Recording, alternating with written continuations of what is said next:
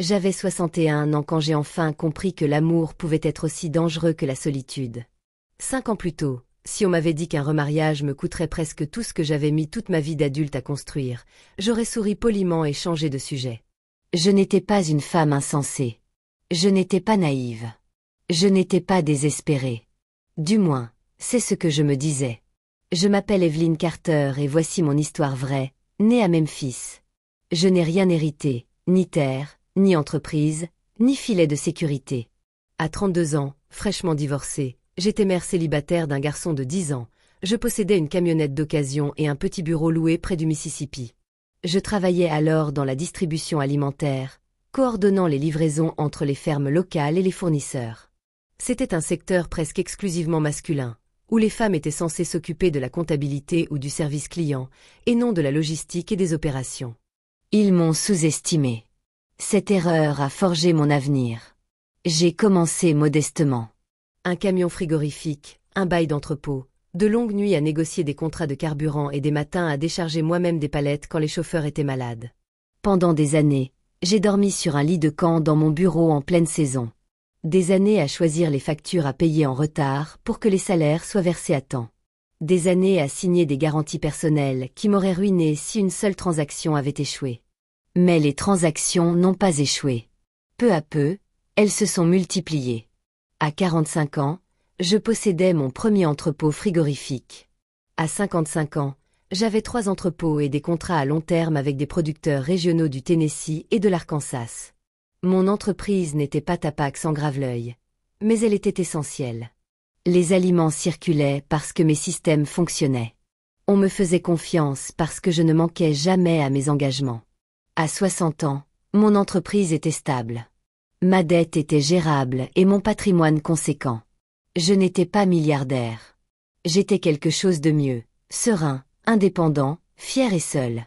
Mon fils avait grandi, quitté l'État et construit sa propre vie. Mes journées étaient bien remplies, mais mes soirées étaient calmes, trop calmes. Assise sur ma véranda à Midtown, Memphis, j'écoutais le chant des cigales dans la chaleur estivale, me demandant quand ma vie s'était réduite à des tableurs et au silence. Je me disais que j'étais heureuse. Je me disais que la compagnie était facultative, mais la solitude, elle, ne demande pas la permission. Elle s'insinue lentement, se déguisant en réflexion, en repos, en paix. C'est alors que j'ai rencontré Thomas Haye. Il est apparu au moment précis où j'en avais besoin. Calme, attentif, respectueux. Un homme qui semblait impressionné, non intimidé, par ce que j'avais construit. Un homme qui écoutait sans chercher à me changer. Un homme qui allégeait le silence.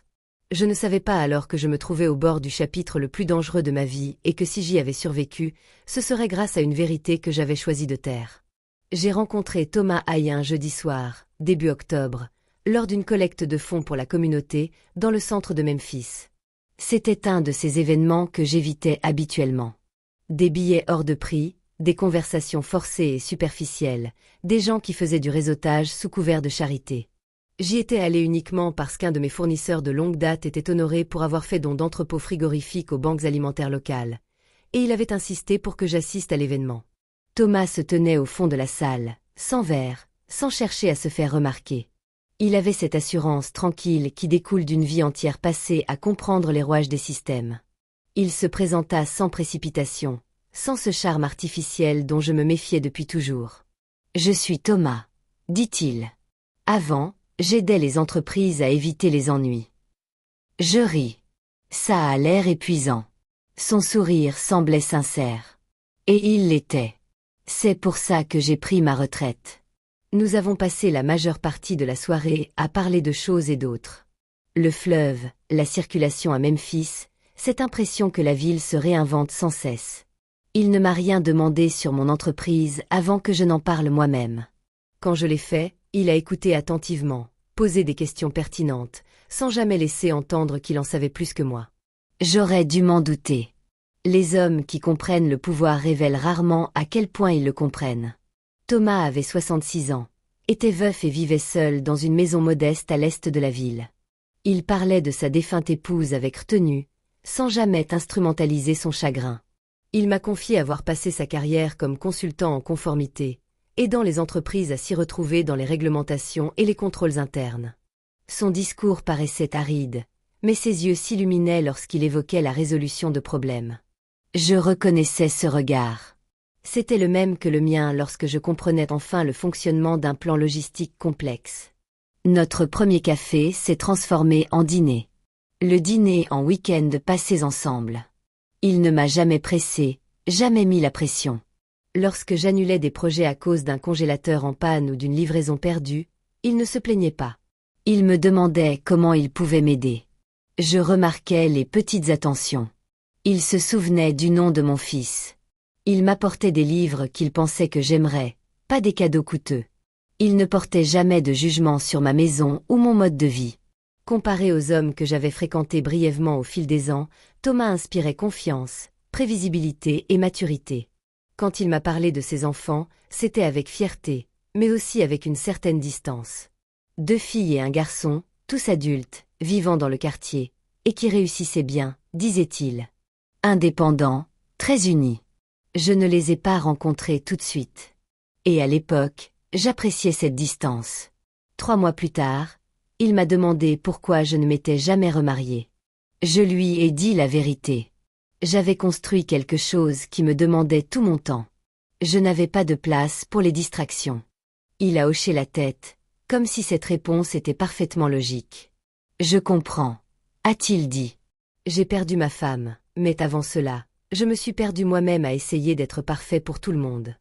Ces mots m'ont marqué. Ils sonnaient juste.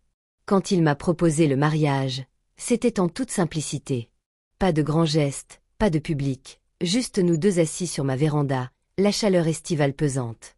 Je n'ai besoin de rien de toi, a-t-il dit. Je veux juste construire quelque chose ensemble, quoi que ce soit. Je l'ai cru. Avec le recul, je comprends à quel point il avait choisi ses mots avec soin, que rien de ce qu'il disait n'était techniquement faux, et tout ce qu'il laissait sous-entendre. Tandis que je m'émerveillais de l'idée d'une vie à 2, Thomas, lui, apprenait à connaître les contours de ma vie. Et il le faisait avec une patience infinie. Lorsque Thomas et moi avons commencé à parler sérieusement de mariage, j'ai appliqué ce que j'avais appris à faire pour chaque décision importante de ma vie d'adulte. J'ai ralenti le rythme. L'amour a cette fâcheuse tendance à vouloir aller vite. Les affaires, jamais. Mon premier coup de fil n'a été ni à mon fils ni à mes amis. Il a été à mon avocate, Grace Whitman, celle qui m'avait guidée à travers des acquisitions, des procès et plusieurs situations critiques. Elle m'avait vu dans mes moments les plus épuisés comme dans mes moments les plus déterminés. Si elle a hésité, je l'ai écoutée. Evelyn, m'a-t-elle dit après m'avoir écoutée attentivement, je ne te dis pas de ne pas te marier. Je te dis simplement de protéger ce que tu as construit. Nous avons rédigé un contrat de mariage clair et sans ambiguïté. Tout ce que je possédais avant le mariage me resterait, l'entreprise, les propriétés, les terrains sous chaque entrepôt. Sans exception. Thomas l'a examiné avec son propre avocat et l'a signé sans discuter. Il a même plaisanté sur le romantisme dont les avocats pouvaient faire preuve. Cela aurait dû me rassurer. Au lieu de cela, cela m'a perturbé car, malgré la protection juridique, quelque chose de plus profond restait inachevé.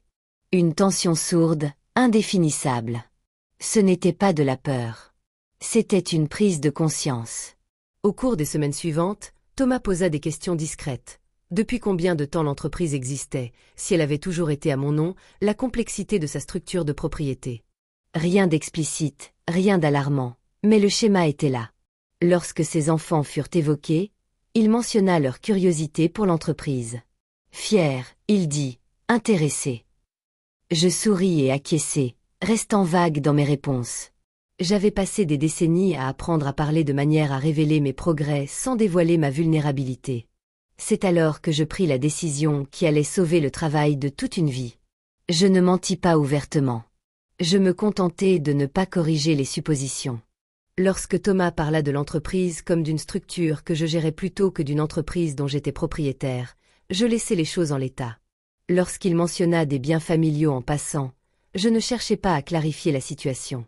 Quand la question des biens s'est posée, j'en ai parlé comme s'il s'agissait d'un ensemble complexe, à plusieurs niveaux, répartis entre des fiducies et des accords de longue date. Je l'ai laissé croire que d'autres personnes étaient impliquées. Non pas que j'ai planifié quoi que ce soit, non pas parce que je le soupçonnais d'agir malhonnêtement, mais parce qu'une part de moi refusait de lui dévoiler l'intégralité de ce que j'avais construit. Les gens comprennent souvent mal ce point quand je raconte mon histoire. Ils supposent que secret rime avec méfiance. Que si je l'aimais, j'aurais dû être transparente. Ce qu'ils ne comprennent pas, c'est que la transparence sans limite est une forme de vulnérabilité. Et la vulnérabilité est dangereuse quand on détient la valeur. J'avais déjà été sous-estimée. J'avais vu des hommes sourire en attendant que je fasse une erreur. J'avais survécu en sachant quand parler et quand me taire. Le mariage n'a pas effacé cet instinct. Au contraire, il l'a aiguisé. Lorsque nous nous sommes mariés en toute discrétion dans une petite chapelle près de Memphis, je me tenais aux côtés de Thomas, pleine d'espoir, sereine et étrangement alerte. Je ne me sentais pas coupable de ce que je n'avais pas partagé. Je me sentais prête, car la vérité est la suivante. Si quelqu'un vous aime pour ce que vous êtes, il n'a pas besoin de connaître la valeur exacte de vos biens. Et s'il a besoin de cette information pour se sentir en sécurité, alors il ne vous aime pas vraiment. Il est en pleine négociation. Je ne savais pas encore dans quelle catégorie se situait Thomas. Mais j'étais sur le point de le découvrir. J'ai rencontré les enfants de Thomas pour la première fois 3 semaines après le mariage. Ils sont venus chez moi un dimanche après-midi, arrivant séparément, mais comme s'ils avaient coordonné leur arrivée. Tous étaient polis, souriants, parfaitement convenables. Et pourtant, dès qu'ils ont franchi le seuil, l'atmosphère a changé. Sa fille aînée, Lorraine, a été la première à poser des questions. Elle travaillait dans l'immobilier commercial, m'a-t-elle dit, comme si cela expliquait tout. Elle a remarqué la hauteur sous plafond. Elle a fait des commentaires sur le zonage. Elle a demandé depuis combien de temps le quartier était en pleine expansion. Son fils, Caleb, travaillait dans le conseil financier. Il s'est attardé près de la porte de mon bureau, les yeux scrutant les étagères et les classeurs avec une curiosité professionnelle. Il m'a interrogé sur les contrats à long terme, les risques encourus, la diversification de mes sources de revenus. La plus jeune, Marissa, est restée d'abord peu loquace. Elle souriait souvent, hochait la tête, observait. Lorsqu'elle prenait la parole, ses questions étaient posées avec douceur mais précision. Qui s'était occupé de mes démarches juridiques, si j'avais déjà pensé à une succession, si l'entreprise resterait dans la famille. J'ai répondu avec précaution, de manière vague, toujours juste assez. Au début, je me suis dit qu'ils étaient simplement protecteurs, curieux, une famille qui essayait de comprendre la femme que leur père avait épousée. Cette explication n'a tenu que le temps d'une visite. Les questions n'ont pas cessé. Elles ont évolué. Lorraine m'a demandé si j'avais récemment mis à jour les évaluations d'assurance des entrepôts. Caleb voulait savoir si j'avais déjà envisagé une restructuration de l'actionnariat pour optimiser la fiscalité. Marissa m'a demandé si j'avais un testament. Sans ménagement, sans discrétion. En plein dîner. Thomas ne les a jamais interrompus. C'est ce qui m'a le plus perturbé. Il restait assis, les mains jointes, écoutant comme si c'était des sujets de conversation tout à fait normaux. Quand j'esquivais la question, il souriait et disait des choses comme « Ils essaient juste de veiller sur nous ». Ou encore, à notre âge, la planification familiale est importante. Notre âge. C'était subtil, mais le langage avait changé. Nous, notre patrimoine familial, avenir commun. Quelques semaines plus tard, un matin, alors que je consultais des rapports d'expédition, Thomas fit glisser un dossier sur le comptoir de la cuisine. De la paperasse de routine, dit-il nonchalamment. Mise à jour des bénéficiaires, quelques formulaires d'autorisation en cas d'urgence. Je lus chaque page. 2 des documents n'avaient rien à voir avec les urgences. Ils accordaient une procuration financière, une procuration étendue, le genre qui permet à quelqu'un d'agir en votre nom sans supervision. Je refermai le dossier et le remis à sa place. Je ne signerai pas ça, dis-je. Il rit, mais son rire fut forcé. Tu ne me fais pas confiance. Je me fais confiance, répondis-je. Le silence qui suivit fut plus lourd qu'une dispute. Il ne cria pas. Il ne menaça pas. Il se replia sur lui-même. Les jours passèrent sans qu'il me parle à peine. Quand il le faisait, son ton était distant, sec, étrange. Puis les appels téléphoniques commencèrent. Il sortait pour répondre. De longues conversations se déroulaient à l'abri des regards. Quand je demandais qui avait appelé, il haussait les épaules. le travail ou un des enfants. J'ai commencé à remarquer de petits changements. Un tiroir de classement légèrement déformé. Des documents déplacés. Des questions de mes collaborateurs qui ne venaient pas de moi. Rien de concret. Rien de tangible. Juste le sentiment grandissant que ma vie était scrutée à mon insu. À la fin de l'année, j'ai compris quelque chose que je refusais d'admettre. Il ne s'agissait plus de mariage. Il s'agissait d'accès. Et tous mes instincts, auxquels j'avais fait confiance pendant des décennies, me disaient que quelqu'un recensait mes biens et décidait comment me les prendre. Le premier véritable choc n'a pas été une confrontation. C'était un murmure. Un de mes plus anciens responsables des opérations m'a appelé tard un soir. Sa voix était hésitante, prudente, comme celle des gens qui ne savent pas s'ils devraient parler. « Evelyne, dit-il, je ne voulais pas t'inquiéter, mais quelqu'un a contacté notre service de conformité juridique cet après-midi. » Mon estomac s'est noué. À cause de quoi? Il posait des questions sur les documents de propriété, les déclarations auprès du comté, et si des changements étaient prévus ce trimestre. C'était déjà étrange. Aucun changement n'avait été prévu, aucune restructuration n'avait été évoquée. Personne en dehors de mon équipe juridique n'aurait dû poser ces questions. Se sont-ils identifiés? Ai-je demandé. Il a hésité. Ils ont dit qu'ils appelaient au nom de votre famille. Cette nuit-là, je n'ai pas fermé l'œil. Le lendemain matin, j'ai appelé Grace et lui et demandé de faire discrètement un audit de routine. Sans notification, sans alerte, juste une vérification des documents publics relatifs à mes propriétés et à mes entreprises. Elle m'a rappelé 3 jours plus tard. Evelyne, a-t-elle dit lentement. Quelqu'un a déposé des documents au bureau du greffier du comté. J'ai eu l'impression que la pièce s'écroulait. Quel genre de documents? Proposition d'amendement, projet de transfert, avis de partenariat. J'ai eu froid dans le dos. En ai-je signé? Non, a-t-elle répondu, mais votre nom y figure. Je suis allée à son bureau et me suis assise en face d'elle pendant qu'elle étalait les papiers un par un. Ils semblaient officiels, tamponnés, enregistrés, classés, et pourtant les signatures étaient fausses. Assez convaincant pour tromper un employé. Pas assez convaincant pour tromper quelqu'un qui avait signé des milliers de fois. Ce sont des faux, dit Grace. Des faux grossiers, pour être honnête, mais dangereux quand même. Je fixai les documents jusqu'à ce que les mots se brouillent. Quelqu'un avait usurpé mon identité et tenté de redessiner les contours de ma vie sans me demander la permission. Je secouai salé, demandai-je. Ils n'ont pas effectué le transfert complet, dit-elle. Mais ils ont préparé le terrain, établi une trace écrite, créé l'illusion d'une propriété partagée. Partagée avec qui?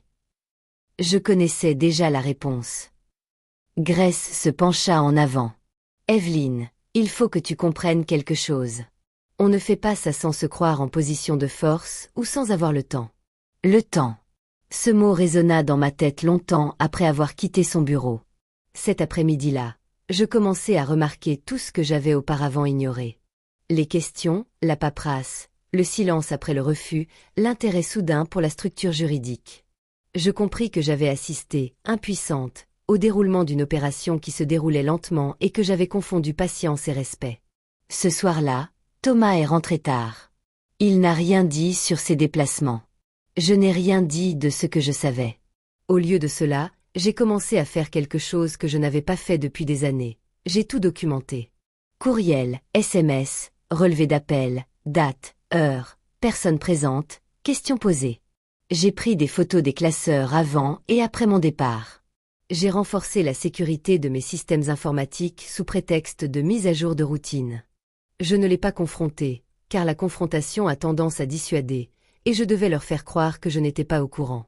La peur est paralysante quand on se sent impuissant. Mais quand on sait qu'on contrôle encore les informations les plus importantes, elles se cristallisent. Ils pensaient avoir une longueur d'avance. Ils se trompaient. Et j'étais sur le point de découvrir jusqu'où ils étaient prêts à aller. Une fois que j'ai compris qu'il ne s'agissait pas d'un malentendu, mais d'un comportement habituel, j'ai su que je ne pouvais pas me fier uniquement à mon intuition. Il me fallait des faits. Des faits concrets et documentés. J'ai engagé un détective privé nommé Marcus Reed. Il m'avait été chaudement recommandé. un ancien enquêteur fédéral spécialisé dans les malversations financières et l'exploitation des personnes âgées. Quand je lui ai dit que je voulais tout savoir sur Thomas Haye et ses enfants, il n'a pas demandé pourquoi. Il a simplement hoché la tête et dit « Donnez-moi 2 semaines ». Ces 2 semaines ont été parmi les plus longues de ma vie. À la maison, je jouais mon rôle avec soin. J'étais aimable, fatiguée, absorbée par le travail.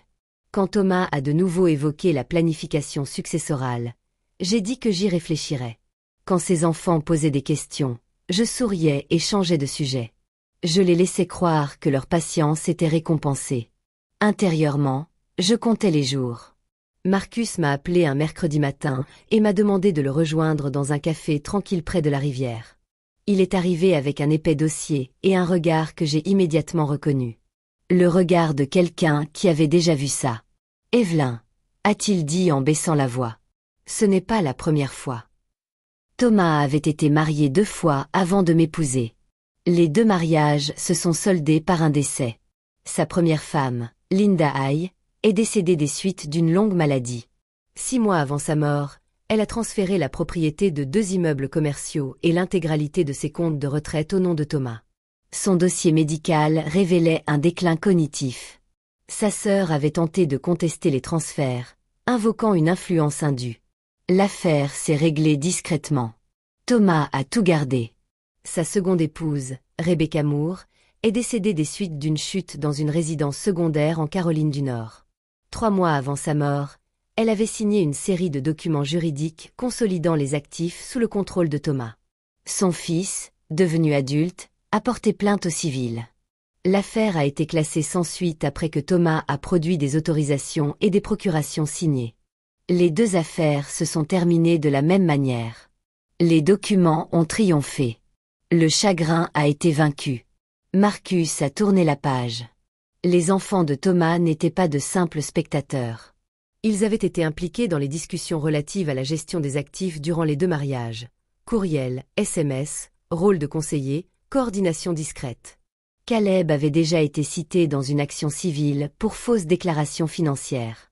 Lorraine avait perdu son agrément professionnel pour des manquements à la déontologie qui n'avaient jamais fait la une des journaux. Marissa avait été licenciée de 2 entreprises en vertu d'accords de confidentialité. C'est une affaire de famille, a déclaré Marcus sans ambages. Ils ciblent les femmes fortunées, attendent que la confiance soit établie, puis agissent rapidement dès qu'une vulnérabilité apparaît. J'ai senti quelque chose se briser en moi, pas un chagrin, mais une lucidité soudaine. Ils attendaient que l'âge joue en leur faveur, la maladie, la fatigue, le chagrin, le moindre relâchement de mon emprise. Et toi, poursuivit Marcus, tu es l'anomalie. Je levai les yeux. Parce que je ne suis pas malade. Parce que tu n'es pas isolé, dit-il. Et parce que tu n'as pas révélé ce que tu possédais. C'était le rebondissement auquel il ne s'attendait pas. Je suis sorti de cette réunion avec 2 certitudes. Premièrement, je n'avais pas imaginé le danger. Deuxièmement, si je ne faisais rien, je deviendrais la 3e femme d'un schéma qui se répétait invariablement. Mais j'avais quelque chose que Linda et Rebecca n'avaient pas, du temps, de la lucidité et des preuves. Et j'étais prête à m'en servir. Quand on sait qu'on est traqué, on a 2 choix, fuir ou cesser d'être une proie. J'ai choisi la seconde option. Je n'ai rien changé à mes habitudes. Je n'ai pas confronté Thomas. Je ne me suis pas éloignée. J'ai fait le contraire. Je me suis adoucie. J'ai acquiescé davantage. J'ai hoché la tête quand ses enfants parlaient de l'avenir. J'ai laissé passer les petites suggestions sans résistance. J'ai vu le soulagement se peindre sur leur visage lorsqu'ils ont confondu obéissance et capitulation. J'ai dit à Thomas que j'avais pensé à la famille, à l'héritage, à l'épuisement que représentait le fait de tout porter seul. C'est alors qu'il a souri à nouveau. Son vieux sourire, celui que je n'avais pas vu depuis des mois. « Je suis content », a-t-il dit. « Tu ne devrais plus avoir à faire ça tout seul. » Derrière cette phrase se cachait la certitude que bientôt, ce ne serait plus le cas. Pendant les 6 semaines suivantes, j'ai travaillé discrètement avec Grace et Marcus. Chaque conversation était enregistrée là où la loi le permettait, chaque courriel conservé. Nous avons laissé les documents falsifiés intacts, tels quels, afin que toute intention malveillante soit incontestable. Nous avons suivi qui accédait à quoi et quand. Puis j'ai préparé le terrain. J'ai dit à Thomas que je souhaitais organiser une petite réunion de famille. Rien de formel, juste un dîner. J'ai précisé que je voulais que ses enfants soient présents. J'ai dit que j'étais prêt à parler ouvertement de l'avenir. Il n'a pas posé de questions. Il n'a pas hésité. L'avidité rend impatient. Le soir du dîner, la maison était baignée d'une douce lumière. Un traiteur avait préparé le repas. Le vin coulait à flots. Des rires répétés. Les enfants de Thomas arrivèrent habillés comme pour une négociation, pas pour un repas. Ils étaient sûrs d'eux. Ce qu'ils ignoraient, c'est qu'ils n'étaient pas les seuls invités. Grace arriva la première, se fondant facilement dans la masse, puis Marcus, puis 2 personnes que Thomas ne reconnut pas, mais qu'il aurait dû reconnaître, la sœur de sa première femme, le fils de sa seconde. J'observai le visage de Thomas se décomposer à leur vue. Il pâlit lentement, comme si son corps avait compris avant son esprit. « Qu'est-ce que c'est que ça ?» demanda-t-il à voix basse. Je me tenais en bout de table, les mains fermes, la voix calme. « Ceci est une conversation de famille, » dis-je. Caleb se leva. « Ce n'est pas approprié. »« Les faux documents l'étaient tout autant, » répliquai-je. Un silence pesant s'installa. Je ne haussai pas le ton. Je n'accusai personne sous le coup de l'émotion. J'exposai les faits, les dates, les dossiers, les courriels, les schémas. Je laissai la parole à Grace et elle fit ce qu'elle savait faire de mieux, démanteler les mensonges, preuve à l'appui. Lorsque les enquêteurs prirent la parole, personne ne l'interrompit. Quand les victimes précédentes ont pris la parole, personne ne les a regardées dans les yeux. Thomas a tenté de parler une fois.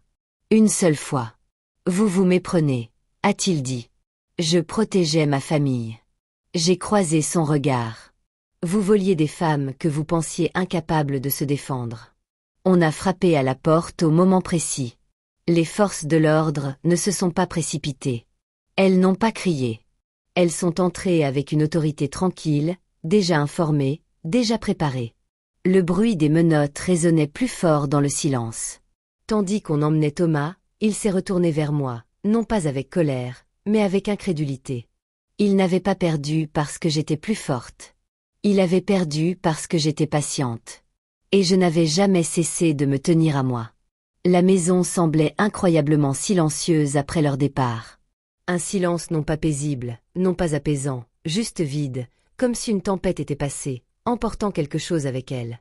Je suis restée seule dans la cuisine, fixant un verre de vin à moitié rempli, réalisant que la vie que je croyais avoir reconstruite n'avait jamais été réelle. Ce n'était qu'une mise en scène, et maintenant le rideau était tombé. L'enquête a progressé plus vite que je ne l'avais imaginé. Dès que les autorités ont commencé à examiner les dossiers, le schéma est devenu flagrant. Les documents falsifiés, les courriels coordonnés, le timing, ce qui semblait n'être que de simples erreurs administratives se sont révélés être une stratégie délibérée. Thomas et ses enfants n'avaient pas commis d'erreur. Ils avaient suivi un plan. En quelques semaines, des accusations formelles ont été portées contre eux. Fraude, faux et usage de faux, complot, exploitation de personnes âgées. Thomas a tenté de se défendre. Il l'avait toujours fait. Mais cette fois, les documents n'étaient pas de son côté. Les mêmes outils qu'il utilisait autrefois pour faire taire les familles endeuillées se retournaient désormais contre lui. Ses enfants se sont déchirés dès que l'immunité a été évoquée. La coopération a remplacé la loyauté. Assister à ce déroulement des événements n'était pas satisfaisant. C'était une véritable leçon d'apaisement. J'ai témoigné une fois, calmement, clairement. Je n'ai rien enjolivé. Je n'en avais pas besoin. La vérité parlait d'elle-même. Lorsque le verdict est tombé, je n'ai pas pleuré. J'ai ressenti un poids plus lourd se soulever, non pas de la colère, ni de la peur, mais de la confusion. J'étais passé si près de tout perdre sans même m'en rendre compte. Le divorce a été prononcé discrètement. Le contrat de mariage a été respecté à la lettre. Thomas est reparti avec ce qu'il avait apporté. Rien de plus. Les frais d'avocat ont englouti le peu qui lui restait. La maison s'est vidée rapidement. Sa présence s'est évanouie comme si elle n'avait jamais eu sa place. Je suis restée. L'entreprise a continué. Les contrats ont été renouvelés. Les entrepôts ont fonctionné à plein régime. Les employés arrivaient chaque matin, ignorant à quel point leurs moyens de subsistance avaient failli être sacrifiés dans le complot d'autrui. 1 an plus tard, j'ai changé les serrures et repeint les murs. Non pas pour oublier, mais pour me réapproprier cet espace. J'ai invité mon fils à venir plus souvent. J'ai réappris à apprécier le silence. Cette fois, sans le confondre avec le vide. Je ne me suis jamais remariée. Non pas parce que l'amour m'a déçue, mais parce que je ne confonds plus compagnie et sécurité. Je suis ouverte. Je suis bienveillante. Je ne suis plus accessible à ceux qui voient ma vie comme un simple registre comptable. On me demande parfois si je regrette de ne pas avoir été plus honnête dès le début, si je me sens coupable d'avoir gardé cette vérité pour moi. Non, car ce silence n'était pas un mensonge. C'était une protection. Il m'a donné du temps. Le temps d'observer. Il est temps de remarquer les questions qui sont arrivées trop tôt. Il est temps de laisser les gens se dévoiler lorsqu'ils pensaient avoir gagné. Si j'avais annoncé ma valeur dès le départ, la pression aurait été plus forte, plus intense, plus forte, et je n'y aurais peut-être pas survécu. Au lieu de cela, j'ai observé, j'ai appris, je me suis préparée, et quand le moment est venu, je n'ai pas paniqué. J'ai agi. Aujourd'hui, quand on m'interroge sur ma vie, je réponds honnêtement. Je l'ai construite. Elle m'appartient. Je la protège. Et je ne la partage qu'avec ceux qui méritent d'y être. Car l'amour ne devrait jamais vous obliger à risquer le fruit de votre travail. Et le silence, utilisé à bon escient, peut être la plus grande des forces. 5 leçons de vie tirées de mon histoire. Premièrement, l'amour n'efface pas le besoin de limite. Deuxièmement, le travail accompli n'est pas une preuve de dévouement. Troisièmement, le silence peut être une stratégie, non une faiblesse. Quatrièmement, la confiance se construit par la constance, non par les promesses. Cinquièmement, se protéger n'est pas de la cruauté, c'est de la survie. Si cette histoire vous a amené à repenser l'amour, la confiance ou l'argent, quelles leçons en avez-vous tirées? D'où nous regardez-vous aujourd'hui? N'hésitez pas à aimer, partager et commenter ci-dessous. Votre avis compte et votre histoire pourrait aider quelqu'un d'autre à se sentir moins seul.